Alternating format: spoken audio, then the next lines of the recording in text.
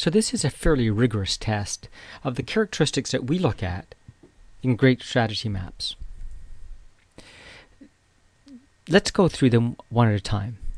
First off, we want to make sure that the strategy conversation is based on a number of perspectives. Here we're dealing with the traditional model of I convert every part of an organization into dollars and cents in the financial scorecard so that I can compare different organizations together. The dilemma is, as Dr. Kaplan said in his book Relevance Lost, is we lose a lot of detail in that transformation. The four traditional perspectives of the balanced scorecard are financial. What are our financial expectations? Customers, what our customers want and how well we're meeting those needs? Internal, what are internal processes and how well they're performing? And learning and growth. Now, at the time, we're working with Peter Senge at MIT, and that's meant to be organizational learning and organizational growth, which is the competency pool, but also the culture and enabling structures. The fact of the matter is you can change those names if you want, and there's other webinars that describe how that looks. I would tend to leave them as much as possible in these four common terms so that it makes it easier for you to train and develop your organization. In the private sector, the financial perspective tends to be our overall goal. To do that, we have to make our customers happy. To make our customers happy, we have to achieve some internal success. And to have those good internal processes, we better have the right enablers. So a strategy map typically layers the four perspectives in a cause and effect sequencing. It's important to note that just because financial is at the top doesn't mean it's the most important. It's merely the outcome, but it may have the lowest weighting. Secondly, and thirdly, we need to make sure that it captures the existing strategy and identifies the key objectives. And by that we mean what is to be accomplished, not how it's done. This is not a job description. So if I take an example of, say, Sun Life, the IT group, within their vision it sort of specifies some of the specific things we expect IT to do. Things like execute with agility, develop key capabilities, support the business unit's service levels, enable business growth, enable business success overall, balance risk and return, leverage opportunities, and so forth. These are the specific objectives. They're not describing how we accomplish those. Next, we need to show the main hypothesis of how to create success. And by that, we want to show a cause and effect relationship between these objectives. So in this case, to enable business success, we need to do three things: support the business unit service levels, enable business growth, and balance risk and return. How do those things happen? Well, we need to, above all things, execute with agility, and that will support all three of the customer expectations. How do we execute with agility? Well, obviously we better leverage opportunities and be a part of the business, partner better with them. And then underpinning all of those are the three objectives of build a culture, develop key capabilities, and exploit value-adding technology. The arrows explain the cause and effect relationship. In this way, we know why it is, for example, we're trying to execute with agility and what the benefits are we expect to receive from that activity. You'll notice the arrows don't cross over each other, and as much as possible, we only have one arrow going into and out of each strategic objective.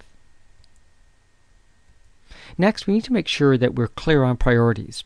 That strategy map we looked at, anyone in the organization would interpret it differently. So management's job is to be clear with us of what our core strategic theme or focus is for this year. In this example, they're going to be working on building better partnerships so that they can execute better, which will both enable business growth and support business unit service levels, all in aid of ensuring the overall business's success. The weightings will change over time as the business and strategic needs change.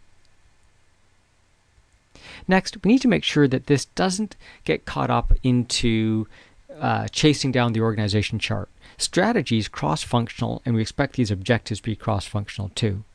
So when we take that strategy map, we understand that as we cascade it down the organization, each department can have a different strategy map and describes how they respond to the overall strategic imperative. So if we have a strategic imperative like, an airline example of turning the airplane around quickly, each department has a different role in making that happen, whether that's repairing by replacement, training everyone, or enabling self-help.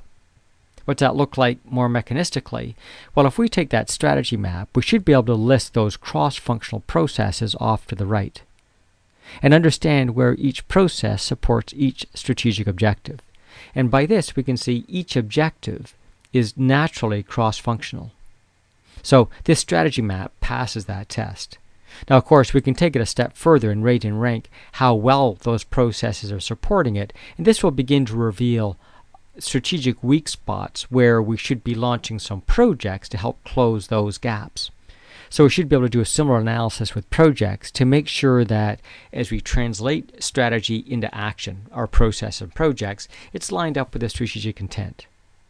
The core message here, though, is to understand that each of these objectives are cross-functional. There are multiple different departments and projects out there which will be supporting in their execution. We need to make sure that the strategic objectives themselves are simply worded. We will be adding in descriptions later, what they are and why they're important. But those 3 words are important so that it's top of mind and people can understand what the objective is about. Finally, we need to make sure that the whole thing is memorable. We need to make sure that everyone in the organization will understand the strategy map. And so in many cases, the strategy map becomes a core component of employee communications and development, so that everyone in the organization understands the strategy, and not only, in this case, the 3 words, but the description and the overall weighting. So moment to moment, anyone in this organization can understand the strategic priorities and how decisions are getting made. If you wanted a simple an acronym, we say that strategy maps should be clear. They should be cross-functional, logical and inclusive, experiential, action-oriented, and refined. Keep them simple. And in this way, your strategy maps will be something that will go across time and, more importantly, be top of mind for everyone in the organization.